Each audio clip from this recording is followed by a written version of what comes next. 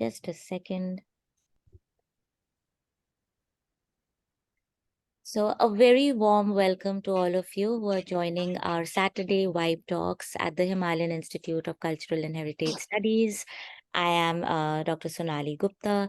I am the founder director, and we just have that because we had to create an entity. But each one of us who works here is a very, very important pillar of what we do.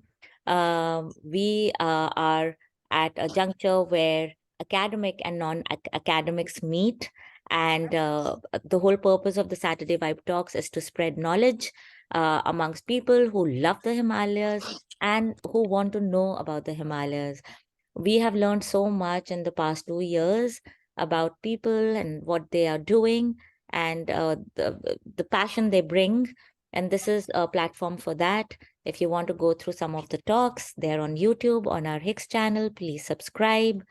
If you want to contribute to the newsletter, please go to HICHS.org and see details. You can subscribe to the newsletter and you can contribute by sending it to us, hickshimachal@gmail.com. And we have courses and a lot of things lined up. The institute is opening in April. We'll be having workshops. And that is in brief. Here we have our speaker of the day, Kriti Bisht. I have been following Kriti for the past 2 years, and I've been very fascinated by what she does, textiles especially. The only time I have dabbled with textiles has been in Borneo, where I was working on the textiles of the Iban headhunters in Borneo and the way they use dyes in the forest, how they collect dyes and how they envision the motifs and all of that. So what Kriti does, I just know it at the theoretical level. I can't weave, but I know about weaving. But Kriti, who is Kriti and why is she here? Well, Kriti, to start with, did her bachelor's and master's in commerce and went on to becoming a company secretary with a short career in accounting before finally venturing into her entrepreneurial pursuits. She founded Misguide You 2016. Thank God it was not I'm there to misguide you. Misguide you. I like the choice of words, Kriti.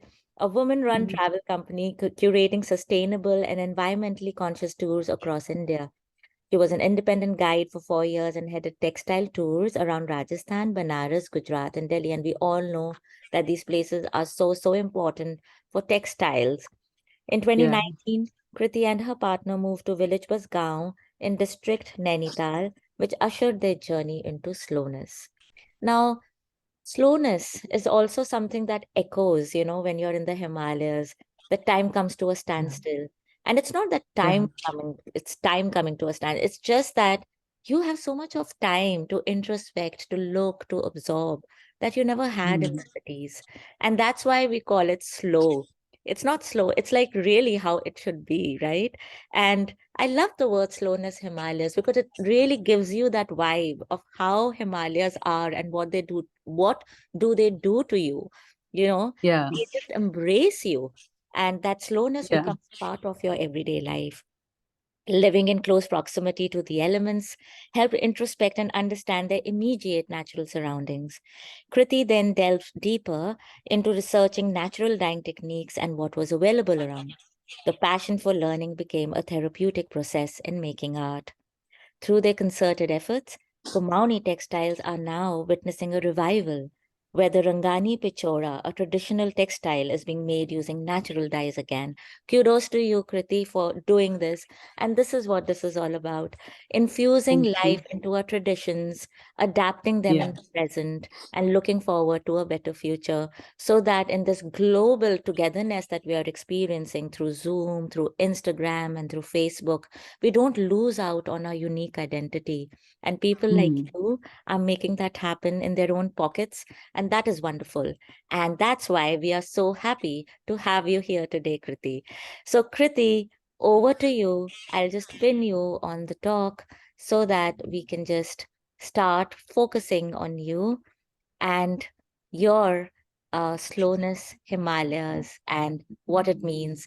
So you can just start off with a conversation about how it all started from childhood to today and what all you have achieved. Okay. Thank you, Sonali, so much for having me. And I've admired your work from a small screen.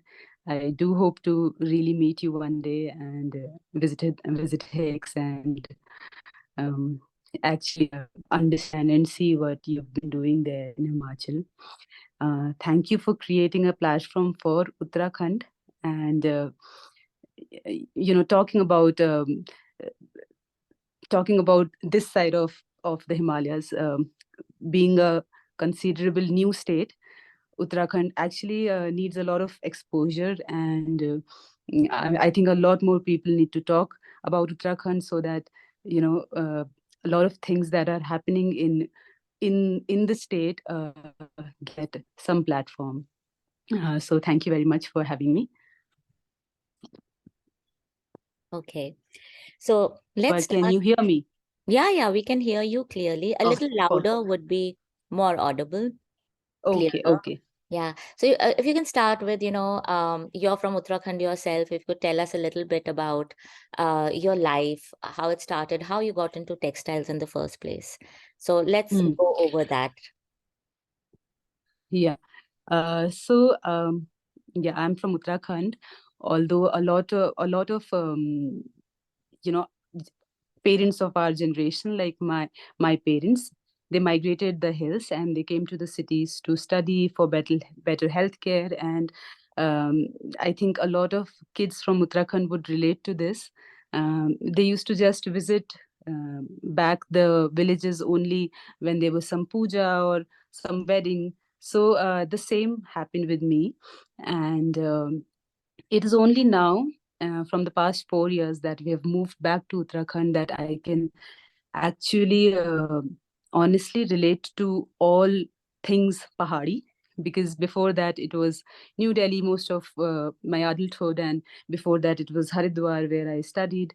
And so now, in a very true sense, I can say that I am in Uttarakhand and I'm experiencing life in Uttarakhand through food, through seasons, through medicines, through Ayurveda, through textiles, and a lot of other things that are purely indescribable.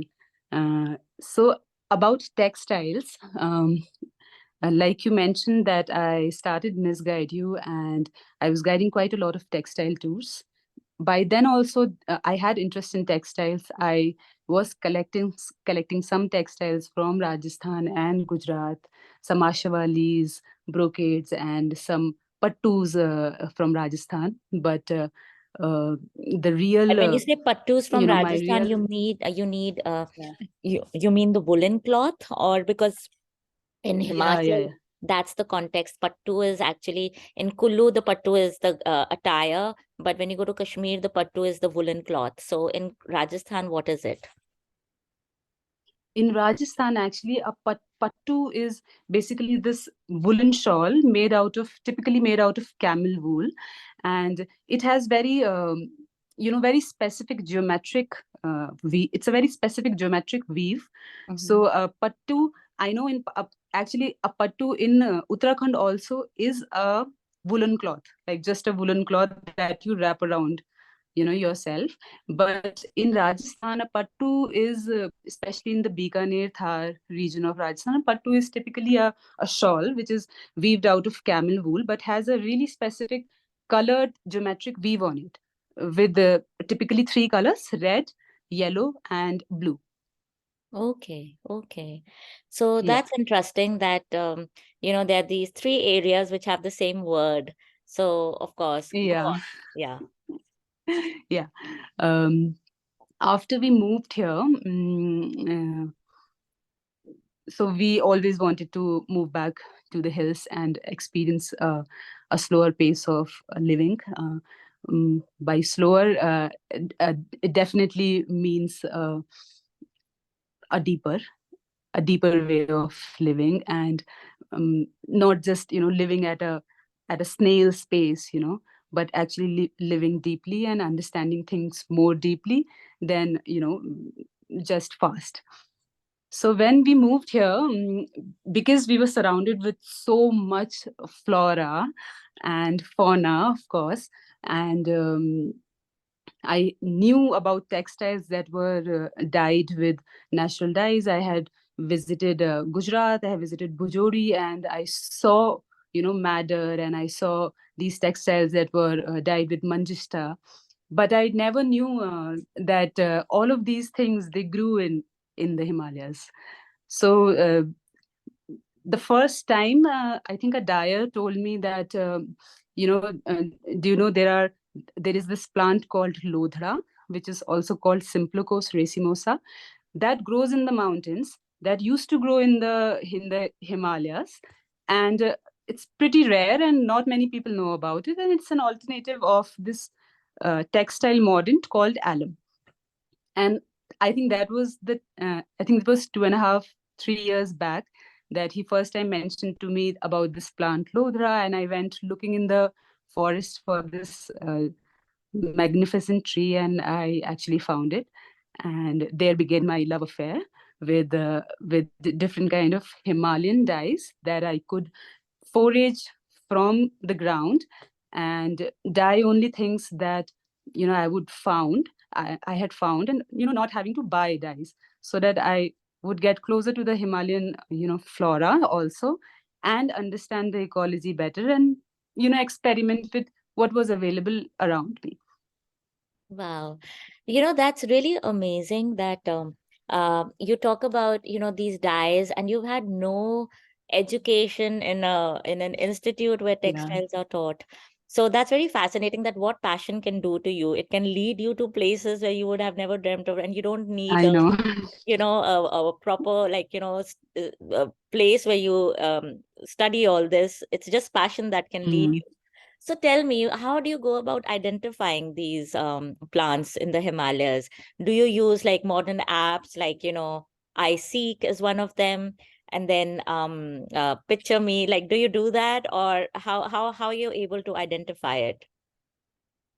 So I don't have these apps. I actually go to the amas and the dadis of the village, and I take the plant. I sometimes go and ask them.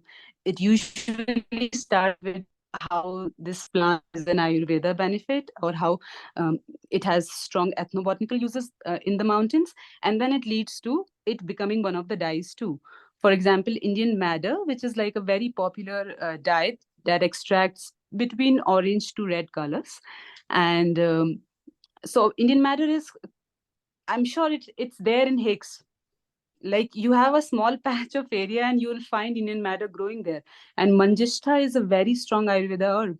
It purifies blood, and it's like it has amazing results on skin. And one fine day I saw a plant, and I kind of uprooted it, and I saw the roots were orange in color. I went to some locals, I asked them that, do you know this plant? They said that the leaves are used to stop the blood. You crush the leaves and you put it on some cut, and it will stop the blood. I sent the picture to some of the dyers, and that's how I knew that Indian madder was growing wildly across Himalayas. Yeah. So little by little, I think through experiments, through some good mentors in the field, and through, of course, the knowledge of the natives, the locals here, we got to understand which plant would die, which plant would not die, and the catalog of plants that could die kept increasing. So this is a wake-up call for all of us that, wisdom has to be, you have to reach out to get wisdom too. You just can't have wisdom sitting at one place and just Yeah. thinking that all that knowledge will come to you. You have to be a seeker. And Kriti, by going to these people and understanding the value of, things that because you want, there was a quest and you were Mm. trying to find what you could. And the results have been amazing. Like today, because of you, we are understanding that madder is growing everywhere. And I'm going to make sure that at Dhami too, we kind of look for that. Yeah. And yeah, and we need like more of Kriti in different places to teach us all as well, of what you have found there. So now that you started finding these, and what were the experiments that you started doing with textiles? Like, Mm. what was your vision in terms of what did you want to do? Okay, so let me just show you this. Do you see this curtain? Yeah. Yeah, it's dyed with wild pomegranate rinds, which is called dadim.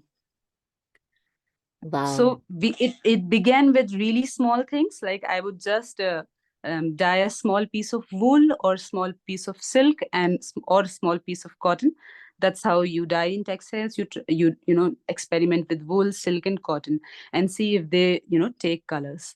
And it actually increases into bigger pieces of textiles, like a curtain, for example. So That, it began small, definitely, but yeah, it grew into dyeing yardage. But then again, after I think some time, um, I wanted to make this thing that I was doing, this research, more revival driven. Like, I wanted to study more about the Himalayan dyes that are lost. So I'm sure you know about a plant called Kilmora. yes, I've heard of that plant. Yeah. It's So in texts Kilmora as well. roots. Yeah. Yeah. So Kilmora roots are brilliant yellow in color, and they give a lovely shade of yellow. And the Kilmora roots as natural dyes were used in the Himalayas like long back, before the synthetic dyes even came to the Himalayas. Actually, the synthetic dyes came to the Himalayas very late, Mm-hmm. because there were no roads, and synthetic dyes actually entered the markets through roads. Mm-hmm. So Yeah. earlier, most of the textiles that was used in the Himalayas were even either non-dyed, like undyed cloths, or cloths that were dyed with, what was available around. For example, if I talk to about Rangai Pichora, a pichora is basically a piece of textile which originated in Almora and Almora district of Uttarakhand. And the Kumaoni women, after marriage, would wear this pichora in ceremonial occasions, in weddings, in different type of puja ceremonies, for example. So this pichora is basically a dupatta. It's a yellow dupatta which was dyed with turmeric. So the turmeric would give yellow color to the textile, and then lime. Do you know lime? Yeah. Yeah. Yeah. Yeah. The one we use in construction. Mm-hmm. Yeah. So small dots were made with 10 paisa coin on the dupatta, on the pichora, and with lime. So the lime would react with turmeric and make those dots red in color. Oh, That's okay. how it was done. And before weddings and before any occasions, women would all come together and bring their dupattas that have faded, and they would dye it again. They would again do the turmeric and again make dots with lime. It was like an occasion. Natural dyeing was like, it was like a party, You like know, an only occasion. the only red dye and lime, lime and the red that I know is the pan ka jo, when people ingest pan and they throw that, like it's been like the pain of, our cities. Every nook and Yeah. corner you find lime and that red thing. But of now that I'm, with the lime and the turmeric, using that for something so beautiful, we would have never known. Yeah. Yeah. So this is the story of Pichora, but because lime and turmeric both are, they're not very color fast dyes. So what we have started doing here is, remake the Pichoras with a little more color fast dyes, so that natural Pichoras are back, in somehow, with some people. And Would you the have an markets are full of synthetic dyed Pichoras now. Would you have an example of a pichora here with you? Actually, not in the room right now. I should have. My Yeah. house is uh, a little bit under construction, so we have kind of packed things. I wish I could share a picture with you. Yeah, if you can do it at the very end. So don't worry. You don't Yeah, have to sure. scramble. We can do it at the very end. So I Okay. wanted to share, you were talking about synthetic dyes, right? Mm. So when I was in Borneo, I noticed that, and this is so much related to culture and society. And I really wanted to share this bit with you because you were talking about it. In Borneo, Mm. the skirts that I was working on were called the bidangs. They were ceremonial skirts that whenever they used to slaughter people and get the skulls. They were capturing the spirits of the enemy and empowering themselves. That was the whole idea. And they Mm. would wear these skirts. So the skirts had motifs of the skulls as well, and of the forest, Mm. the forest in Borneo, and how it was all contained.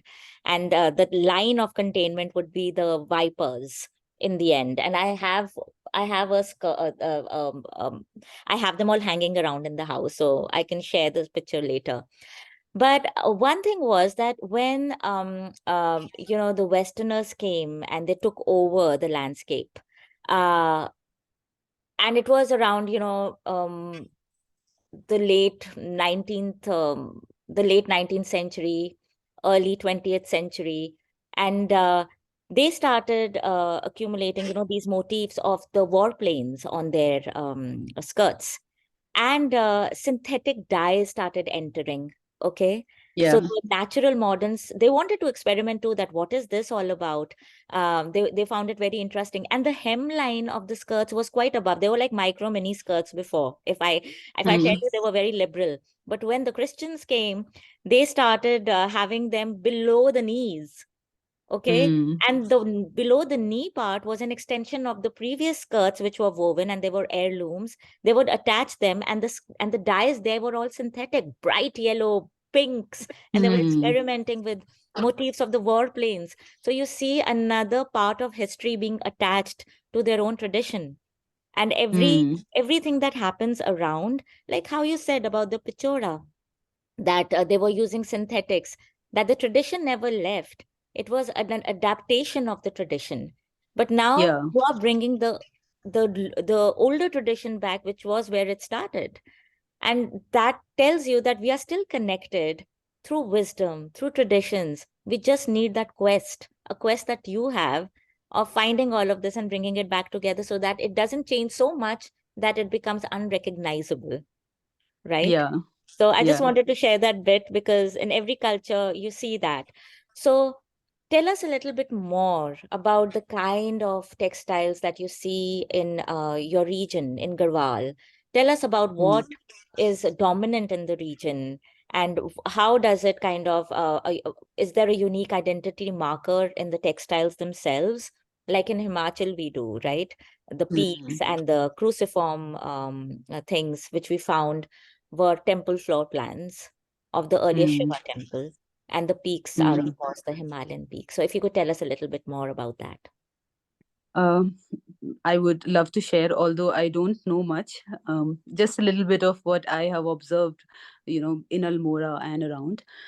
So Almora is basically a small city. You can call it a cultural, capital of the Kumaon region of Uttarakhand, and Dehradun, Pauri being in the Garhwal region of Uttarakhand. So Nainital and Almora districts are in Kumaon, and I am from the Kumaon region. Um, Apart from Pichora, uh, which were basically these dupattas that were worn majorly by the Rajput community, there was a sect of Bhutia communities that was doing amazing textile works. And a lot of these people came from Bhutan and settled in Uttarakhand and near Munsiari district. I don't know if you know I've heard Munsiari. there is another person who does textiles in that region. I'm forgetting the name. Okay. You would know. I don't know. I'll share details with you later. Okay. Yeah. So in Munsiari, a lot of woven textiles were made. And just a small example is um, again a pattu. Like the pattu you said, the pattu that I saw in Munsiari is basically this spread, like a sheet, like a big spread on a bed, which had like inverted felt. The outside of the spread would be felt, felt. Yeah, So yeah, the yeah. felt was again homemade felt, and the underline of it would be sheep wool. So these were like very very warm, very, very warm. It's supposed to keep you very warm in the colder nights. And one of these patus I saw in a khadi ashram in Almora. And the another thing would be appan. Do you know what appan is? No. Okay. Okay. So appan is the folk. It's a quintessential folk art of Uttarakhand, Okay, again the of folk art. Kumaon Okay. region of Uttarakhand. Yeah, yeah, Yeah, yeah. it's a drawing. It's a Yeah, form of making alpana or rangoli, or yeah. in here it's called appan. Appan, So okay. appan had this, like you were talking about some particular patterns or designs. So one of the designs is called Vasundhara. Vasundhara is basically like 7 lines. For example, one line, then a little shorter, then a little shorter on the left and equal on the right. So Vasundhara is basically, topped with dots. I wish I could show you all of these things. I should have prepared better.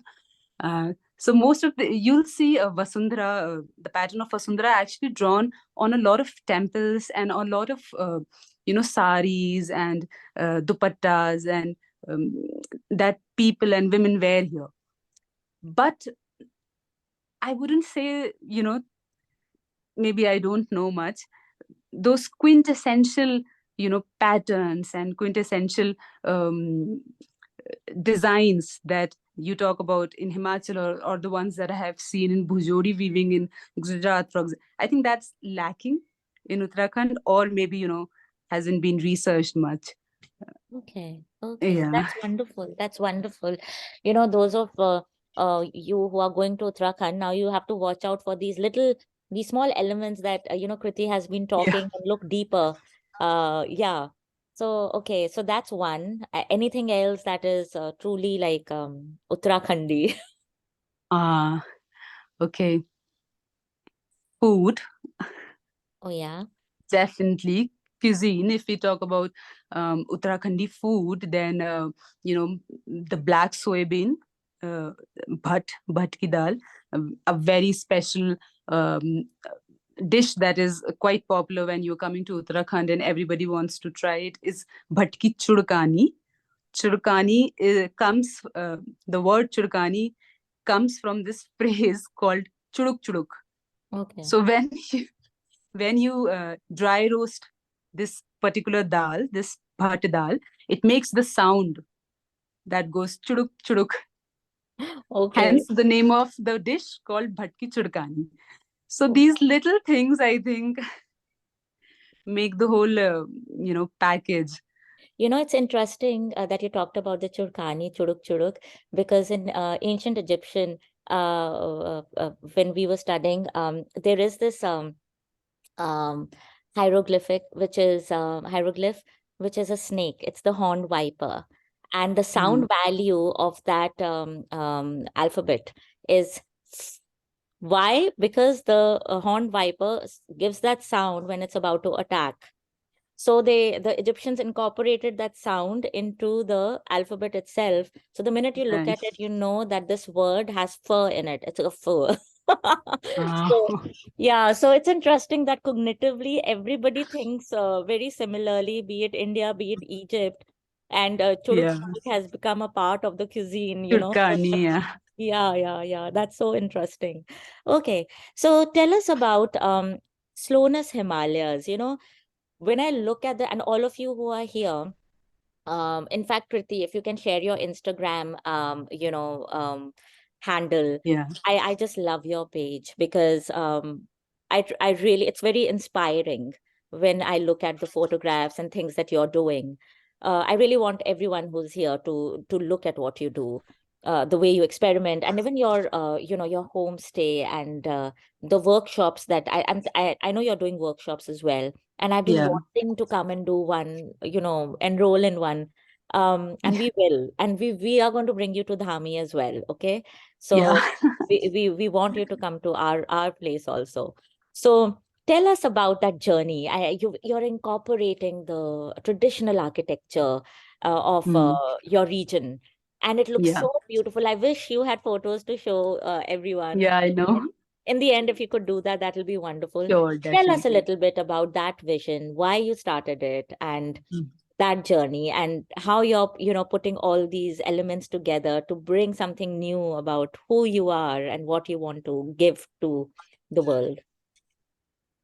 So Slowness Himalayas, it was a brainchild of my partner Ashish. I wish he was here too, maybe next time. He always envisioned a slower life, and I simply came with him because I wanted to experience what he talked about. Um, how things were better when things were slower. And is And he from is he from the region as well? no, he's from Rajasthan. Okay, okay, okay, okay. Yeah, Yeah. from Western Rajasthan near Suratgarh district. Okay. Yeah. So 4 years back, we moved to this village called Basgaon, which is in Nainital district in Uttarakhand, Mm. and basically wanted to um, build something conscious, build something that brought us, happiness, and um, also contributed something um, locally. Can you hear me, Yeah, yeah, yeah. We can Sonali? hear you. Yeah, We can okay, hear okay. you. Yeah. Okay, okay. Um, so for the first few months when we were here, um, Ashish knew about natural buildings, and we are also developing slowness in thinking permaculture and thinking the local farming techniques that are already being used in this bioregion, particularly in Village Basgaon.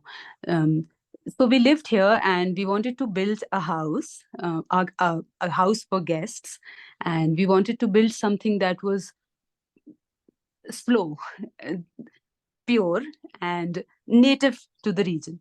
Uh, of course, we were blessed with a beautiful team of stonemasons that we could get because we were in a very obscure location. We were not sitting in Nainital city, or where the native architecture has already lost between this concretization of hotels and places and houses.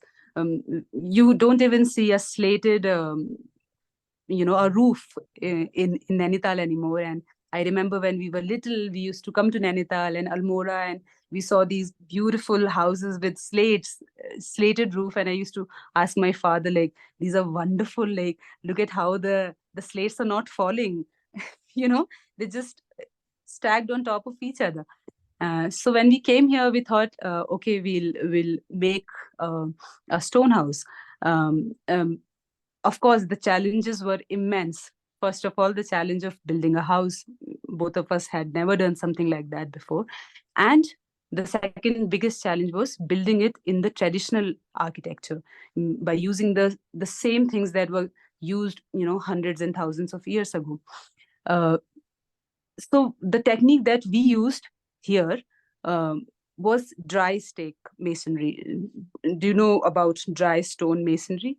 Yes. Uh, yeah. But you can tell it to the So others. Yeah, I'm sure okay. they would want to know. Maybe, they start making houses in cities like that. I Oh, wish that our landscape changes and we go to, yeah. our traditions, and yeah. So a dry stone wall is basically stone kept on the top of each other, and there is no mortar in between. So we don't use any kind of cement or even mud mortar. So in a lot of regions here in Uttarakhand, I just told you about bhatki dal. They would use a mortar of bhatki dal Yeah, that's what they use between. in Himachal as well. In Oh wow, traditional Katkoni architecture, they would use lentils as mortar. lentils, yeah. Mhm. Yeah. So here also they would mix it with mud. Sometimes they would mix it with lime and do the stone building. But in dry stick, you basically don't have anything in between. There is no mortar in between, and the whole structure basically comes very slowly. Comes up very slowly, like we would wait for the entire day, and in like 8 hours of work, only like 2 to 3 inch of wall structure had, Truly, truly gotten slowness. truly slow. So it took us 2.5 years to build the stone house, and Wow. it was a very testing and a very slow time, but we wanted to be true to what we were making, and it meant a lot to us that we did it to did it just purely out of the passion that we have for the old world, and the and the relevance of these structures. So a dry stick stone house is a climate responsive house. So the walls have they get heated in the day, and they would radiate heat in the night, keeping the nights warm and the days cold.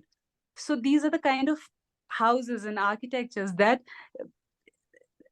the wisdom is there, the houses were there, and we still see in our village some of the houses that are 100 year old stone houses still standing, just need a little of repair work.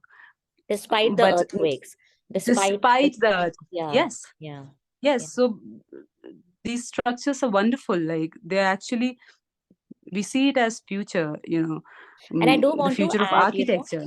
I do want to add that even in Himachal, there are structures which are like, there is one, two towers, 235 meters tall, made, they are in the traditional style and Mm. cartoony, and still standing. Like the worst earthquake they experienced was the 1905 Kangra earthquake, and they're still standing tall. So I don't know why people don't understand that traditional architecture is not going back in the past and being like, back, Yeah, it's actually back to the future, you know. future, definitely, yeah. Yeah.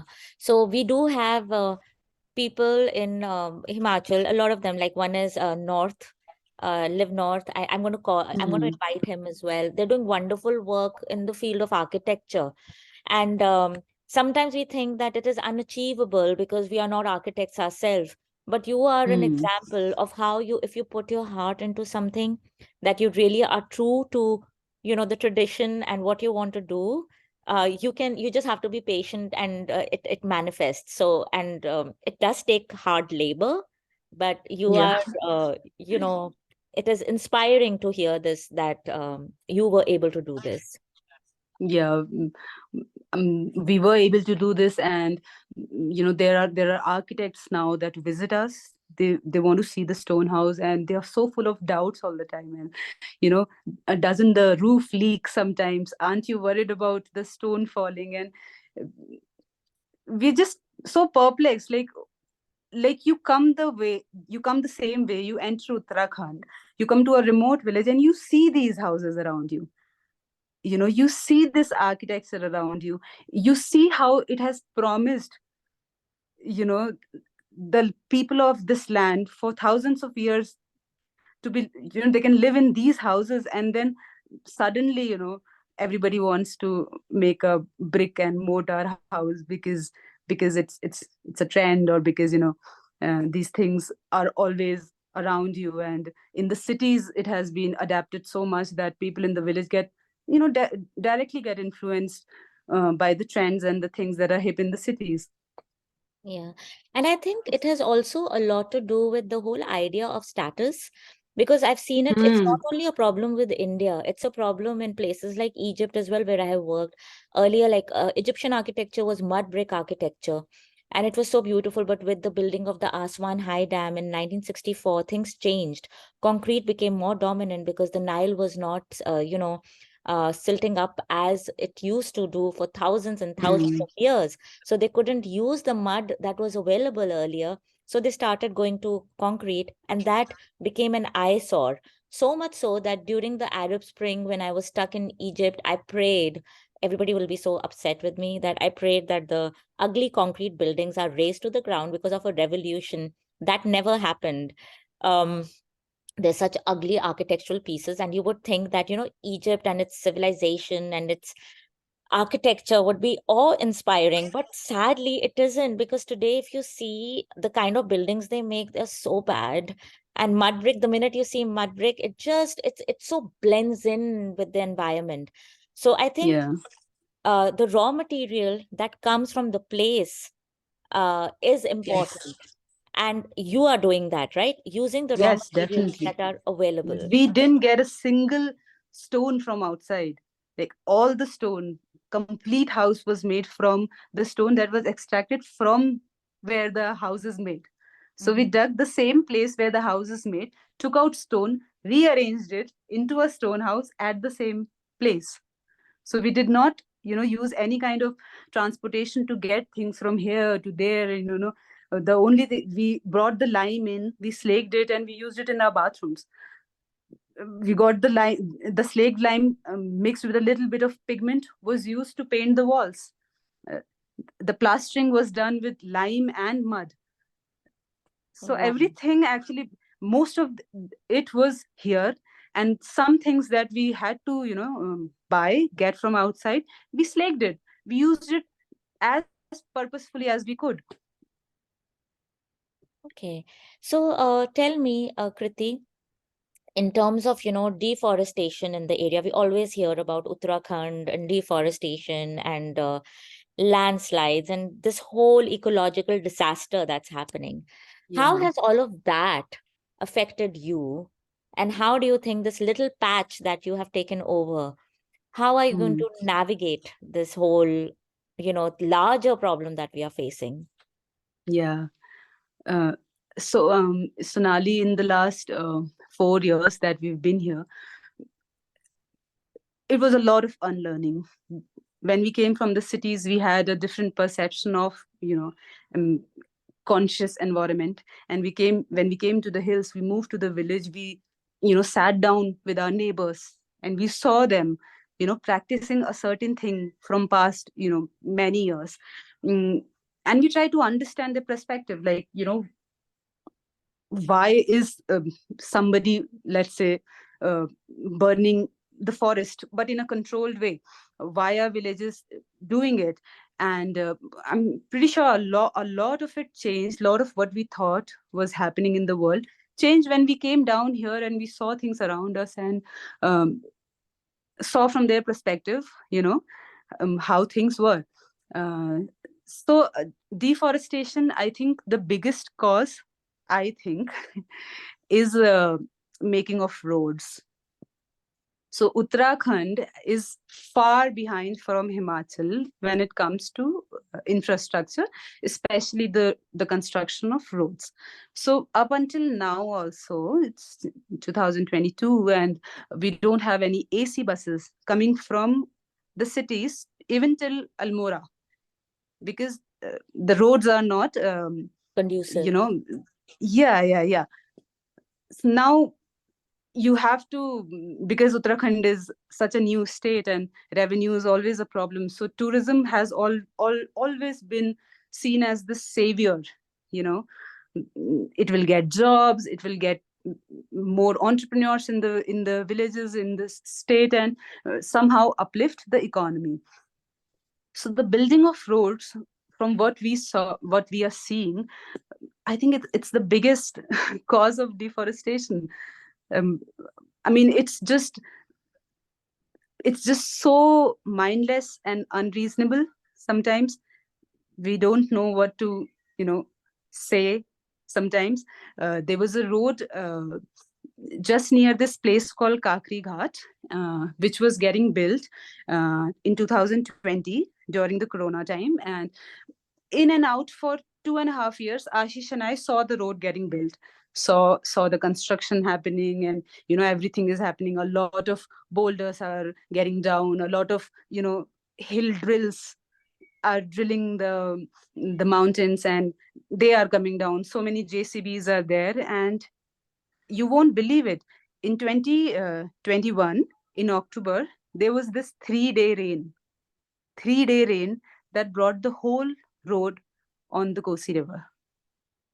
So Wow. the whole entire patch of the road washed down and came to Kosi River. I mean, Yeah, it's a what? double-edged sword. Like people think that building of roads, of course, it rehabilitates, it's access, but just doing it rampantly, especially with the mountains. They are such a fragile ecosystem that, Such fragile, yeah. yeah, the same thing that, we moved from Kullu to Shimla, near Shimla, which is like an old forest, beautiful Hmm. place. It reminds me of the Himachal, which we had 25 years ago, the place itself, because there's a reserved forest. Because what I was experiencing in Kullu was rampant road building, landslides. I was caught for 1.5 days with my son and Reena, who's our team head for wellness. We were stuck for 1.5 days on the road. It was raining. There were like boulders falling, and I was like, oh my God, here I am wanting to reach out to people, but they have to navigate the landslides to get there. Will they ever get there? And it's scary. It's scary. Yeah, Yeah. yeah. So, You can't have the same people building roads in Punjab, building the roads in Uttarakhand or Himachal or any kind of uh, region that is like so untouched and has an entirely different ecology altogether and sensitivities, different kind of sensitivities altogether. I mean, uh, plains, the architecture in the plain regions can never be the same as and so does the development. I mean, even the development can't be in the same. You can't look at Punjab, Haryana, Rajasthan and see that, okay, wonderful roads, this is what we want in Uttarakhand, let's do that. and it's I feel like it's not possible. almost like, this whole idea of the Himalayas being there and wanting to make an effort to reach. Okay, Hmm. with the road building activity, I don't know how to like understand this, because it's almost like now the roads go till the very to Ladakh and everywhere. So now you can be on the Himalayas, you can be there. It's almost become like, the motorcycles and all of that, the It's whole culture. conquerable. Yeah, yeah, it's almost like Yeah, conquering. But earlier it was yeah, never about conquering. It was that yeah, humility. And now yeah. it's like, oh, we are there. We are at 4,000 meters above sea level. So we have conquered, and that's it. You tick it off, and that's it. Tick it off. Yeah. So I think what has to change is our attitude, number one, that it's not about Hmm. conquering. The Yeah. mountains are unsurmountable, uh, in a metaphorical sense, that they are truly sentinels of the north, that respect that our ancients have bestowed, like we have to give that respect. Yeah. If we respect the mountains, they give love. If we don't, they give landslides and deforestation. And I think it has to be an effort of us all. You know, we end up blaming the government for everything also. Yeah. But I think the people are a lot to blame as well. Our Hmm. practices, the way we, you know, with biodegradable stuff, that, we were a very biodegradable culture. Hmm. True. Bananas peels throw kar dete the ye, but when 1990s mein with liberalization and all this fast moving consumer goods started coming in, our habits didn't change. We Hmm. started throwing plastic, everywhere. Bananas replaced plastic, orange Replaced. peels Yeah. Yeah. replaced plastic. So our habit patterns have to change. And I think Hmm. what you are doing, with the architecture, with the textiles, with the cuisine, I think that's going to make a difference in that small pocket. And we as an institute, what we want to do is connect all these small pockets and make that change in Yeah. every nook and corner. So that's very important. And I do want to ask you, I went to Mukteshwar long back. So one of my former bosses, who's a lawyer, he has a big resort in Mukteshwar. And I've Hmm. seen so many senior advocates and judges having resorts in Uttarakhand. Yeah. Tell me, what has been the impact with the locals? You talk about tourism, but I also Hmm. see this whole thing with, people living in the cities owning that ownership and possession of something in the mountains, and then not building it in the way they should be built. They're almost like mansions, Hmm. Hmm. Hmm. palaces. How does it affect the people, their psyche, and how does it Yeah. affect the landscape itself? If you could tell me a little bit about us I, all. I'll I'll I'll start with a little story. So a friend of ours, a couple of years back, I think 4 years back, he organized a marathon, like a half marathon in Kumaon, to raise some funds for a school, to Yeah. build a public school. Mm-hmm. And he invited runners from across the globe. And he himself, our friend, he has an NGO. And so he tells us this experience that he wanted a house, like a resort, to take his runners in for a night. So he needed 8 rooms for a night Mm-hmm. for the runners. He said that I went on my car with my friend, and we looked around Mukteshwar. So talking about Mukteshwar, and he said that he counted, in 2 days he found 650 empty houses. So these are all second houses of people who live in the cities, the mountain houses, and 650 houses that see people. People are supposed to be the life of, life and breath of a house. That's what makes a house. They would see people like once a year or once in 4 years. And he said, I talked to some of the watchmen, and they said last time sir came 3 years back. And this whole thing of sir, culture of sir, I know. And so we were so feudal. surprised. It was like so much, like so wasteful. Like if you see uh, it is wasteful. If there are 635 houses empty in Mukteshwar, where the land prices are like rocketing, then how does it makes a local feel? Yeah. They do get employment, but then it's their land. And, this has been a tragedy because people feel, oh, when people are hand to mouth because of, whatever, lack of development, and then these people come in and they give their houses, land away. It's really difficult, right? And when they realize, because at that time the need requires them to have that money, and then when the land is taken over, they see them, you know, making money and in a very different way. So So that's really, unlike in Himachal, I think in Himachal there is still mm, like a non domicile holder of Himachal Pradesh cannot buy land in but it Himachal. doesn't matter. People know how to, There are circumnavigate the loopholes in the system. law. Yeah, because after the pandemic, Kriti, Hmm. there has been so much of development. I cannot even begin Yeah. to tell you. It's really sad. Like there was this whole patch of apple orchards where the road, again, the road is the common factor. Jahan road Yeah. aati hai, wahan sab kuch badal jata hai. So the road came, but after that, lining the road, such ugly architecture has come up.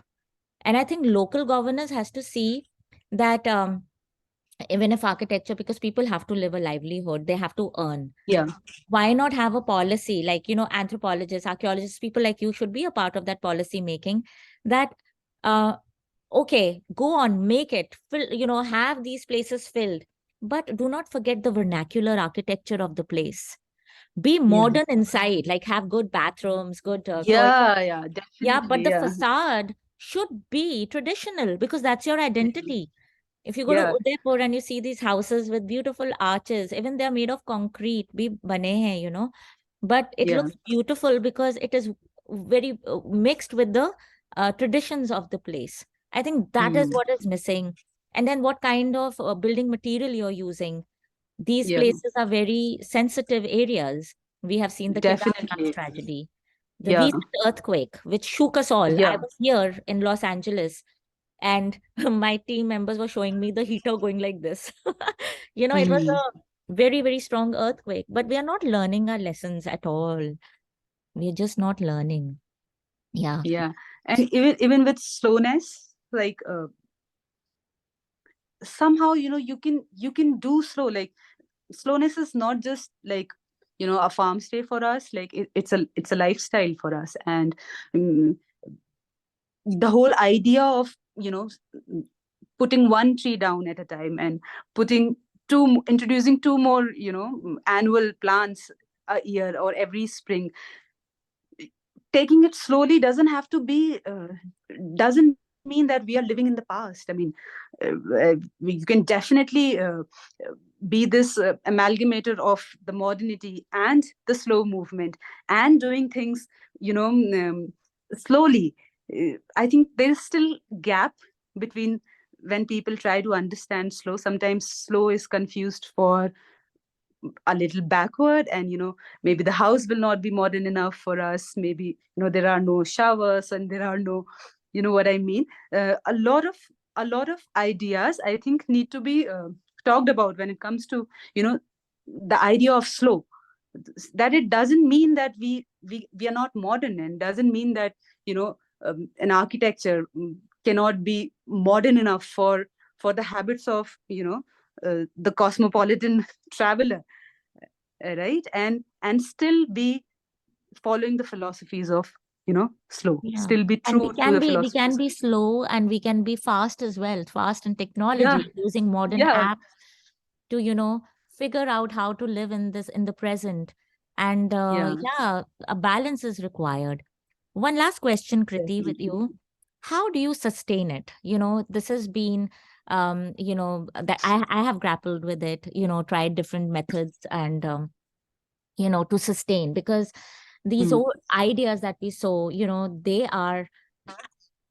they're awe-inspiring. I think people, when they do this work in pockets, they are running against the tide, against what's mm, majority. And it has yeah. its own struggles. You talked about a few struggles yourself. We all go Mm, through that. How are you sustaining it? mm. So we launched the farm stay in June 2022, and straight away we always talked about how we were alternate hospitality. We were not the hospitality that you know people are used to. We're not a hotel. We are a hospitality, but in an alternate way. We have these rules that need to be followed because we are sustaining a slow lifestyle. And if you want to be part of this lifestyle, you ought to be part of these rules too, and spend more time here and understand it better. And Sonali, it has worked wonders for us to be true to what we are. And when we started, we had a lot of doubts, like my parents, Ashish's parents, and we put everything we had, not just financially, like everything we had inside, all of our creative ideas, all of our depth went into this place. And so the least we could do is, when we offered it to people, we wanted to be as true to it as possible. So we did that, and our Instagram was a huge success, and we get really good bookings, and really good people. So sometimes people are very confused, like, what are you? Like, you're not a hotel, you guys live there, you're farming like little bit. Yeah, that's what we are. We are not in a box. That's what we That tell them. We don't fit in a box. And you when you come here, you experience that. You experience being a little uncomfortable, you know and that's when you experience the beauty of it you know that there's comfort in the discomfort, because the discomfort is teaching you a new way of life. It's yeah, conditioning you in a new way. Yeah, yeah, yeah, I love that. I love that. We have to come to you. That'll be on my list of things to do. definitely. Yeah. So, if you could, like, I'll open the forum for questions now. If you can also show some photographs, if it's possible. We don't want to like Yeah, bother you much, but a few no, photographs no, of no, that's Slowness sure. Himalayas and your Yeah, textiles. So in the meantime, I'll just open the gallery so you can take a little while. okay. Yeah. So you'll have to guide me through it, Yeah, you can just share your Sonali. screen. You can share your Share my screen. There screen. is a Perfect. button and then we can all see. In the meantime, if you have questions, all of you who are here, you can raise your hands. Another thing, Kriti, my grandmother, my maternal grandmother was from Uttarakhand. Okay. Yeah, yeah. And the story goes that in the medieval period, like they came from, Tamil Nadu, and they settled in a village in Uttarakhand. And they were Tamil Brahmins, I think. And Okay. they settled there. So my mother's side, it's then my grandmother got married in Himachal. So, so I'm Pahari to the core. My father was also from Kashmir. So Uttarakhand has a special, I loved my Nani so much. She was from Uttarakhand. So yeah, all So, of you here, Sonali, where is the screen share share is option? right on the bottom of the screen. You're on the laptop? Okay. I'm on a mobile phone. Okay. I don't know about the mobile phone, but you can share Share, your share. I screen. see a share. Yeah. Yeah, Yeah. yeah, Perfect. Perfect. yeah. Any Is questions? it shared Anyone, you now? can raise your hands. I can't see it right now. It takes a second. So All right. yeah. Did you share the screen and click on? Yeah. Yeah. Can't see it as yet. Okay. Okay. Share.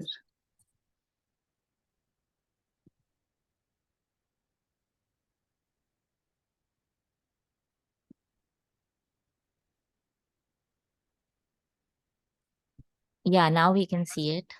Yeah. Yeah, yeah. I'm Now just you can going to close. quickly come to the Slowness Himalayas Instagram page. Yeah, Show you the stone house, yeah. Oh, so the labor of beautiful. love. Mm-hmm. This is truly beautiful. I love the windows. Yeah. Yeah. So because the windows, the work on the windows basically is called tibari, the making of tibari. Mm-hmm. Tibari is done through this technique called likhai. Likhai is the art form of carving wood. Mm-hmm. So now there are no likhai artisans left in the mountains in Uttarakhand. The last living likhai artisan, I think, is already 89-year-old now, and none of the younger generation is, following the likhai pattern of wood carving. So what we did was, Sonali, we went across to Mm-hmm. several houses. We saw a lot of old houses, Mm-hmm. and we kind of, made our own tibaris. Like, it's not as beautifully carved as the old tibaris, the ancient tibaris still found in some of the stone houses. But yeah, they're close. Wow. And you documented the whole process?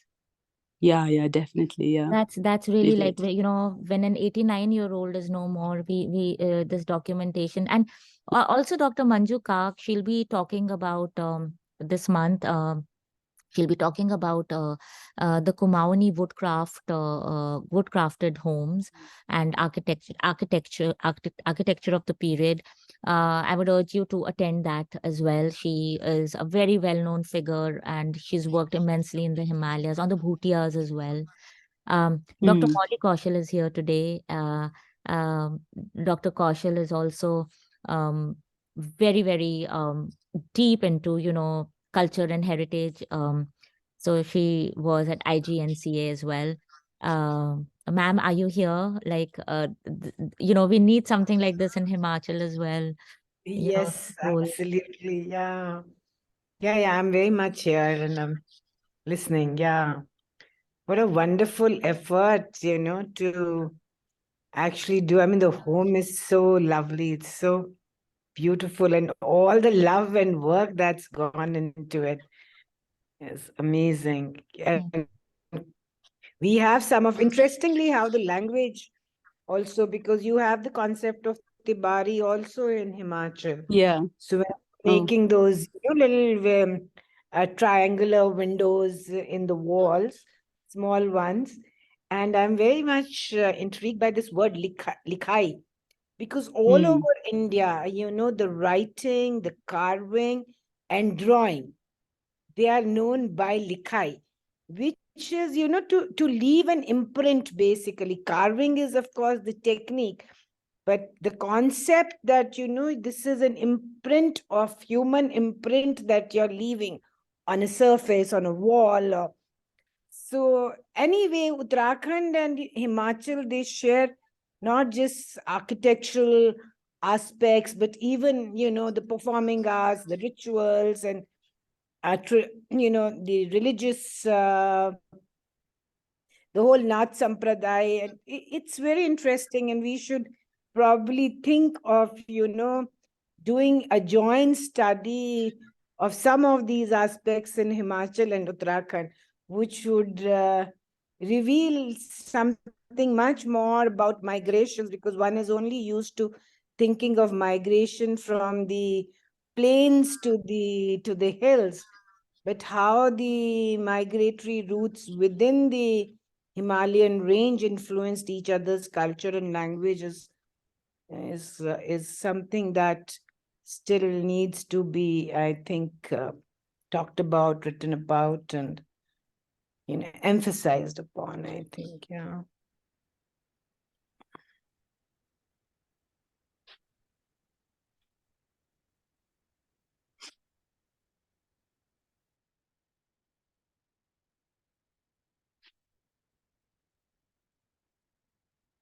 Thank you for sharing, ma'am. I definitely think that there is so much similarity across the Himalayas of not just of architecture, culture, and language also. Like there's so many words that are common, and yeah, I mean, I think especially when I talk about Uttarakhand, I mean, a lot of research needs to be done. Like still, a lot of exposure. The state needs a lot of exposure to even with tourism, because tourism is still new to Uttarakhand. Then in Himachal it has already becoming big. I think we can also learn from Himachal. We can also see the mistakes that were done in Himachal, and then actually implement tourism in the right way, and do it better from the start and learn from each other. Yeah. And Kriti, are you using like solar power and things like that, like eco-friendly means of powering Slowness as well?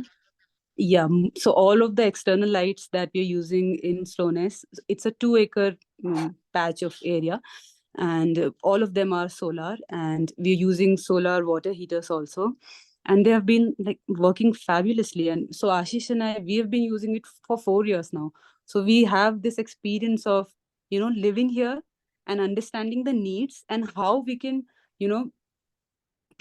how the which need can be done more environmental consciously, and which needs to be addressed in a more modern and more electricity and gas driven way. And I do want So to I say, think because we live here. Yeah, I actually am I left my job at UCLA. I am a cultural specialist in a firm which talks about sustainability and climate and projects which are driven towards incorporating environment-friendly development. And so the architecture that we see, we've got brick projects here with the Southern California state parks and Los Angeles airport. And, so there is a whole thing brewing, which is allowing development, which is sustainable and environment friendly. And the practices that I'm learning here, I really want to bring them over to the Himalayas, because I'm learning so much. And I feel it's so important for application of all these practices in the modern world, because we can't, like you said, we can't go backward. We have to move forward, and the way to move forward is the balance between past and modernity which utilizes the kind of technology that we have to make that happen, to make an environment friendly environment where wisdom traditions are an integral part of it. So I hope to do that, like I've learned so much in the past 4 months that I have joined them. Like it's truly like an eye-opening thing for me, because here I am in this modern American society, and there is this whole group that is leaning towards that. So there are people who really care, who genuinely care. And I think all of us need to join hands in India. So Kriti, we promise that we will come to you, and we want you to do workshops with us at HICHS. And we have the support of, like elders like Dr. Molly Kaushal, who's inspiring to me with the work that she has done with the Gaddis and culture and heritage as a whole. And all of you who are here, just listening is making a difference. Listening and incorporating these things in your life makes a difference. Truly. So Romel has a question. Romel? Yeah, it was lovely hearing you talk. A lot of interesting the ideas. So I have two questions. One is on the homestay, but my first question is on the colors and the dyes you're using. So can these be converted into pigments which can be stored and used for painting? Yeah, definitely. So the first synthetic pigment, I'm just answering your question here, first question. So the first synthetic pigment was just discovered in 1870. So before that, all the pigments, the Tanjore paintings and most of these Rajasthan, all of these forts, they used natural pigments. So yeah, we have been making our own natural pigments and also using it to paint our walls. And how long do they last before fading away? I mean, do they need any sort of special treatment or? Yeah. So if you're painting with natural pigments inside the house, then they last a very long time, better than Asian paints and all of these companies. And we mix pigment in our lime wash. We slake our lime and then we make a wash out of it, lime wash, that is just add water in lime and then use it with the pigment and then do our walls. So our house, I and Ashish, where we live, it's like a one room house, and we painted it 4 years back, and it's still beautiful. Like nothing happens. Yeah. Thank Okay, so you. that's very encouraging to hear. Mm-hmm. And so you also conduct some sort of workshops and teach us how to collect these pigments and make these pigments and use them. Am I right? Yeah. I do this workshop to collect lake pigmenting. There's a method of collecting pigments from plants and flowers, which is called lake pigmentation. So I make my lake pigments. Lake pigments basically can be used in a variety of things, like the whole watercolor range, the whole crayons can be made from natural pigments that are collected through lake pigmenting. Wow.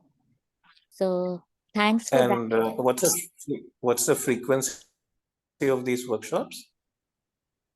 So I don't conduct them online. Most of the workshops, actually all of the workshops, happen at Slowness. And you can follow the Okay. page, Romel, because I'm sure she'll post a workshop Yeah, when she announces. definitely. So Slowness Himalayas is the Instagram handle. Yeah. Like I look forward to doing a workshop with you for sure. Yeah. So we have Shubhadeep's question. Shubhadeep, and then I'll take Sangeeta Sharma's question. Shubhadeep, over to you. And if you could put your video on, all of you can put your video on. We want to see your Yeah, faces as actually, well. hi, Kriti. Hi. I am actually somewhat regular with these things that Sonali actually conducts. So it's something which is very very warming and very educational actually. So I'm an architect by profession, and I was very glad to hear your presentation and to see what you have done. Is really fantastic. Only one question: where is this located? So if we happen to be that side, we might just pay a small visit. We are located in Village Basgaon in Nainital district in Uttarakhand state. Okay, Basgaon. So yeah, Basgaon. I think Nainital, you would remember Nainital better because it's a popular hill Nainital, station. Pangod. I was there last month only. Pangod and Matai. So that's where I had that that dal that you mentioned. What was the name of it? Bhat ki Once dal. again, Bhat. bhat ki dal. Yeah, bhat ki Bhat ki chatki churkani, yeah. Churkani, I had it. It was beautiful, actually. Yeah. So we keep trying these local dishes, and so that's time. And when you mentioned it, it was fantastic. In fact, do you also keep kafal? That was something that was fantastic. Yeah. We Yeah? have 7 Okay. kafal trees and all of them bear kafals, and the Oh, whole wow. month of April we are just eating kafal. Even the village kids are coming here and collecting kafals. Excellent. I had lunch. April is I all had about lunch on kafal. kafal some time back. It was fantastic, actually. I really look forward to having that sometime again. Yeah. And All right, Kriti, thanks. and Kriti, we want you to come to Dhami to help us identify what we have. हमारी धरोहर Oh, क्या है? definitely. You know, the question mark, you answer that. Definitely.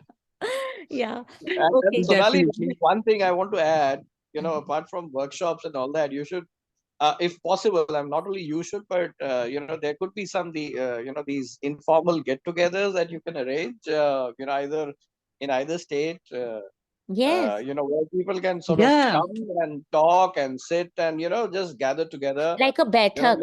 live off tents, Yeah, I know. whatever, very informal, Yeah.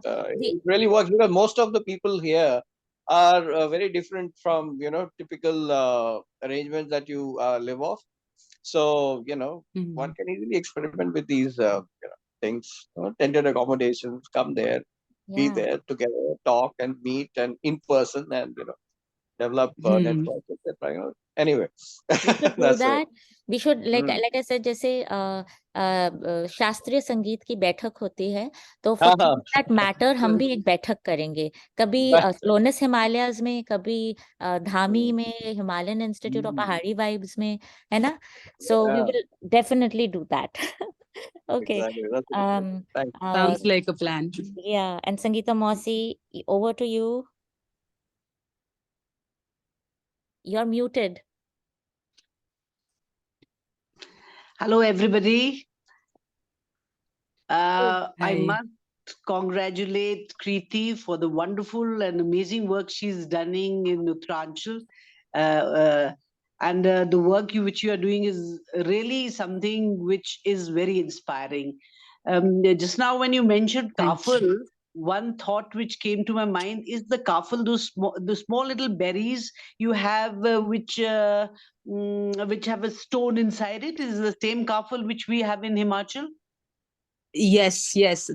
It's the same one. I think it's called bayberry I don't know in the English. English And aspect, but I know kafal because when I was thinking that what is the land, I mean, what sort of flora and fauna you must be having in that area is very close to what we have in Dhami, where HICS is all has already started, and that is Dhami, and we are a part of it.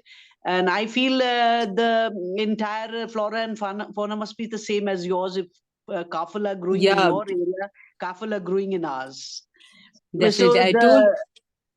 that I means told so much. Sonali also that Kilmora, Hisalu, Givai, all of these local berries, I'm pretty sure that they're all growing there too.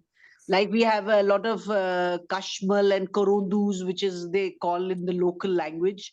And a little thought which was coming to my mind, it was so interesting to know that you are using all these natural dyes, and it's so good that you're stopping the chemicals from being used in your area and keeping it so organic. But the quantity of the chemicals, natural organic ones, must be requiring a lot of flora and fauna to be to take from the system, from the vegetative, from the forests. Do you think it harms and it is naturally there, or you can grow it also? It's a very good question. For example, I'll start with an example of this plant called lodra, which is used to mordant the fabric, which is that you would use lodra powder to pre-prepare the fabric before you even dye it. So it's a very important step in the process of natural dyeing. So the leaves of lodra tree are used for this process of mordanting. Why? Because the concentration of aluminium is high, very high in the lodra leaves.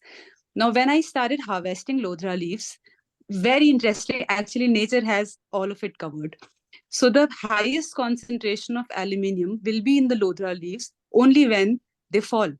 So it's a deciduous tree that leaves its leaves every December, and we go with our kattas and our team, and we fill all of those fallen leaves which are already brown and yellow in color. We bring them home, and that's how we use it. So the things that can be used in nature are, I think, pretty much already in balance if we know the balance of its use. If I'm not using it too much, if I'm not too impatient to start using the green leaves or start using the bark of lodra, if I wait every year consciously for December for the leaves to fall and then collect and then dye.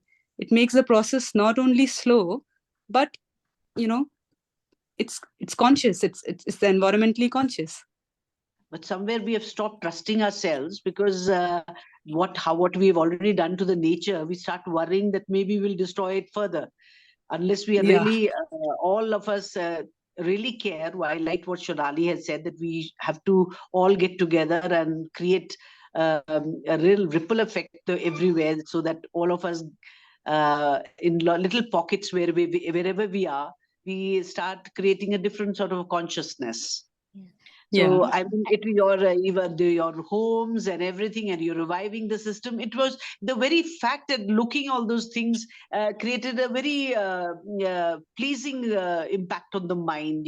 It seemed we are already experiencing it. Even listening to you, it was a great experience. Thank you so I much. can quite imagine what coming out there must be, and I just hope that we are able to recreate these sort of things in our own Dhami.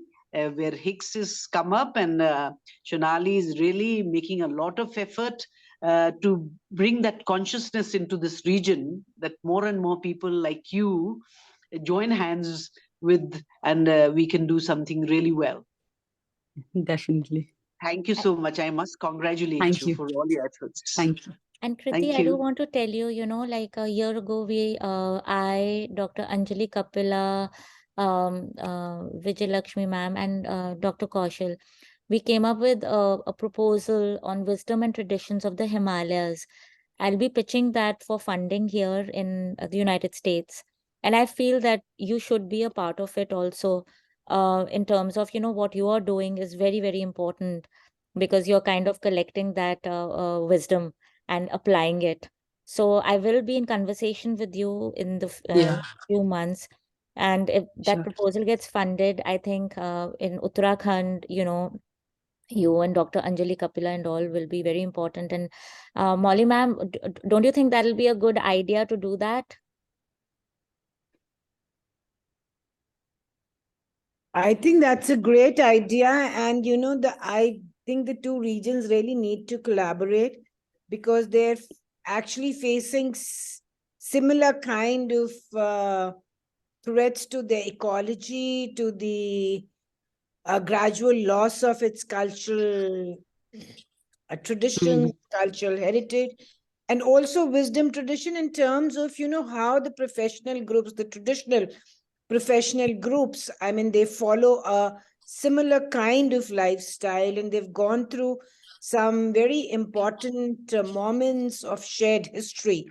So if these two regions can be brought together, and we look at their wisdom traditions, which which are kind of are not just, say, in terms of intangible wisdom traditions, but also in terms of what is left tangible, how this has manifested in terms of structures that have kept these societies alive for such a long time.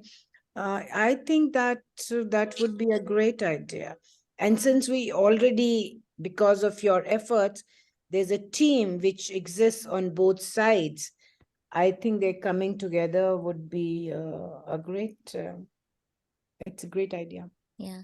So I'll kind of put my energies towards that. We are starting end of the month. We will have the Himalayan Conservation and Preservation Society set up as a non-profit in the United States.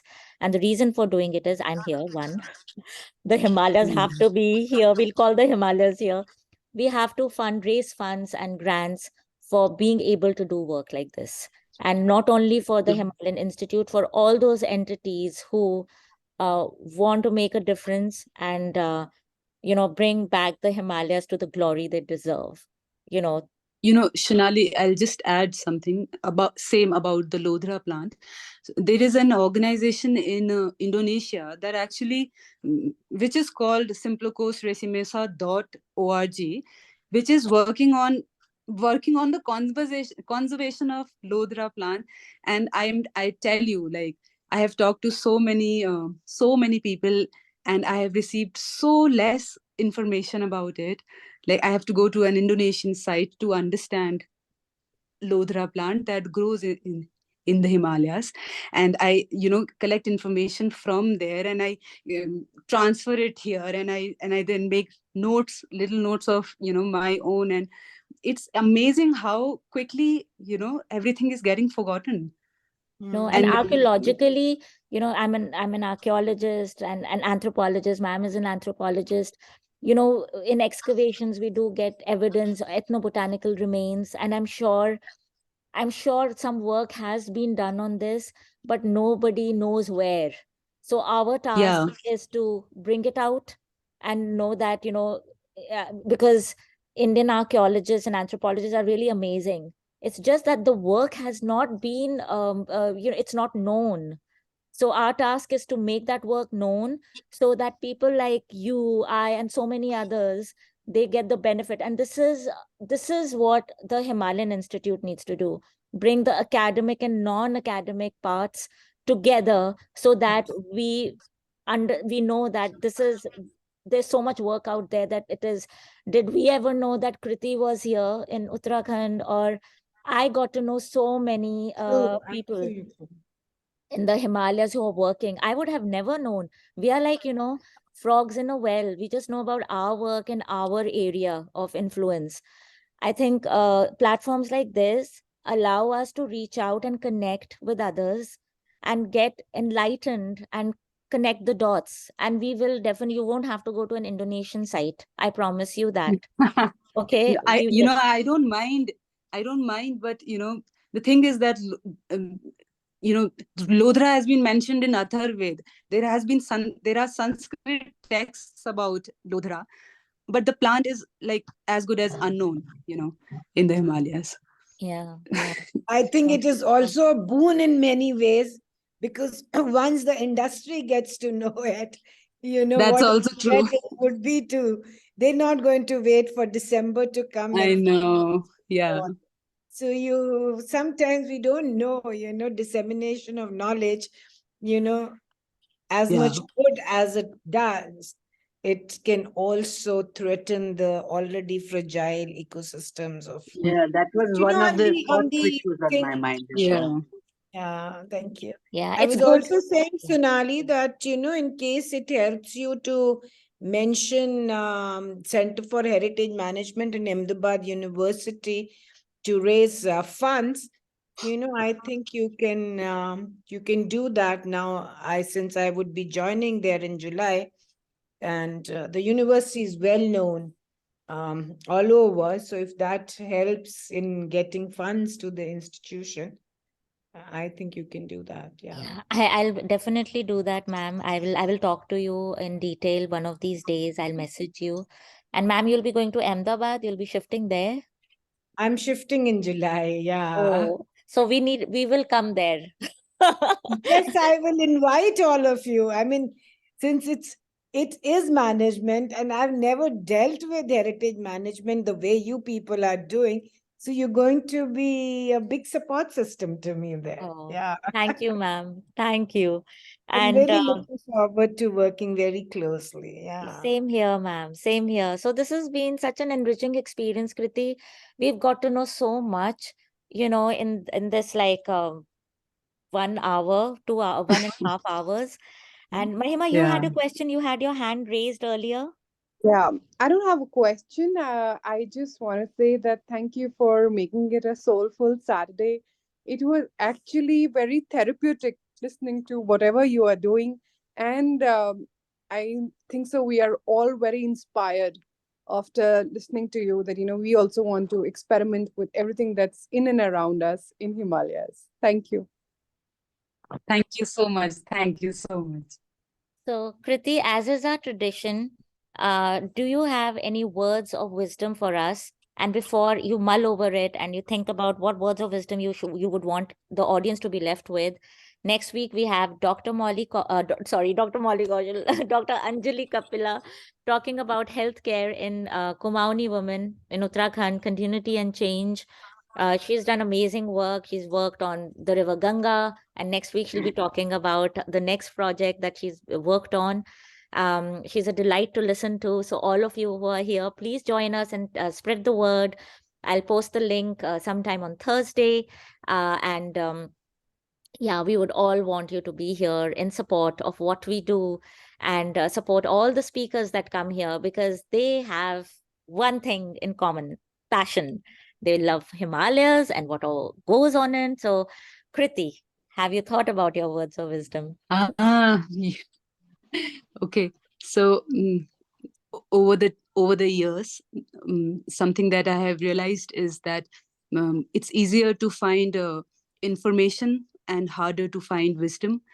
And I've tried to, find wisdom more than running after information that is so vastly available everywhere we turn. And I think that has really grounded us and kept us true to our work. And we can truly now feel like we can share things because we really try to understand wisdom over just an overload of information that we had. Lovely. That's truly wise of you to say that. Information versus wisdom. We all need to be wise. And Kriti, how does one get to Basgaon? Like, what bus to take, and how do we get there? So if you're coming by train, I think one first gets to Delhi and then catches a train from Delhi to a station called Kathgodam. Yeah. And if one is taking a flight, then again to Delhi and then Delhi to Pantnagar, which is the nearest airport. And from Pantnagar and Kathgodam, both places, we are around 2.5 hours away Okay. on the road. So one can take a cab or a bus. Yeah, Okay. easily. Yeah. And I like the name Basgaon. Ki, Yeah. Basgaon. Basgaon. Yeah, yeah. So thank you, Kriti. This was amazing. And we hope you come back on our forum with more delightful stories about what changes you're making in Basgaon. And we will definitely keep in touch with you, have you at Dhami, and we will come to you as well. And we will work in synergy, with what you're doing. This is like really heartwarming. Thank you for being a part of this. Thank you, Sonali, for having me. Thank Thank you. you, everyone. Thank you. Thank you, Kriti. Bye, and see you all next Saturday. Bye. Yeah. Bye-bye. Bye. Bye.